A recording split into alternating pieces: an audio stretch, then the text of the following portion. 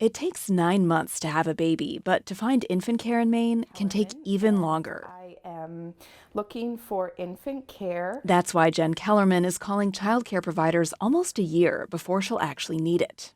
It takes a lot of work to just get anybody to call you back or to even just get them simply on a wait list.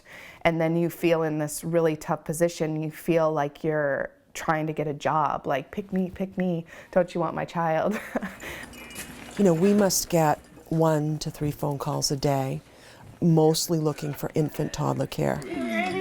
That smile. Catherine Morrill Day Nursery in Portland has a waitlist of more than 4 dozen families vying for just 8 infant slots. Executive Director Lori Moses says parents are often taken by surprise when told how long the wait might be. There are tears, there's panic, and people think they're being really proactive, and they say, I just found out I was pregnant and I'm looking for childcare now. And it's like, well, if you had applied beforehand, that might work. It was adding a lot of stress to my maternity leave to be like, what are we going to do? Like, what if we don't find anything? And you already have so much to worry about just taking care of a newborn. You feel like you settle, and you shouldn't have to settle for care for your child. Julie Matei-Ben says she was on the wait list for more than a year before she got a spot at Catherine Morrill. And when we finally get the call, I couldn't believe it. It was like, yes, we're in. It felt like we won the lottery. What do you think of it? With such high demand for infant care, you might wonder why Catherine Morrill or other childcare providers don't just expand their programs. It's expensive. It's expensive to offer because unless you have another way to pay for it, you have to charge parents an exorbitant amount to even break even. Catherine Morrill charges $323 a week for infant care, but the true cost, Moses says, is closer to $450. It's more expensive than toddlers because babies require more intense care.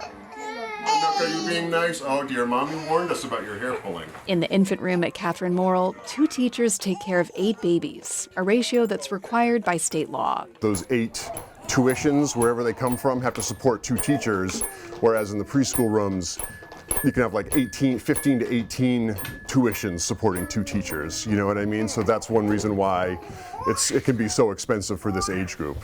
Those pre-K tuitions help defray the cost of infant care, but that kind of cost shifting doesn't work for many providers. And if their budgets are tight, the first thing they're going to do, most likely, is lower the number of infants they're serving or not have any infants in their program at all. And just as childcare programs struggle to cover the costs of infant care, many parents also struggle to make the weekly payments. Daycare right now for Isaac takes about a third of what I make. And so if you do the math with the second one, that is challenging. The average cost of infant care, if you're going to a child care center, is currently more than a Maine tuition. I think it's outrageous that it's that expensive. I mean, I understand why, because you have extremely qualified people that take care of your kids all day. It's a lot of work. Woke up at 6:30, you tired, Beavers? I find it outrageous that there's not support from the state, from the country. It's a model that this country is the only one that does it this way, that it relies on parents to fund a system.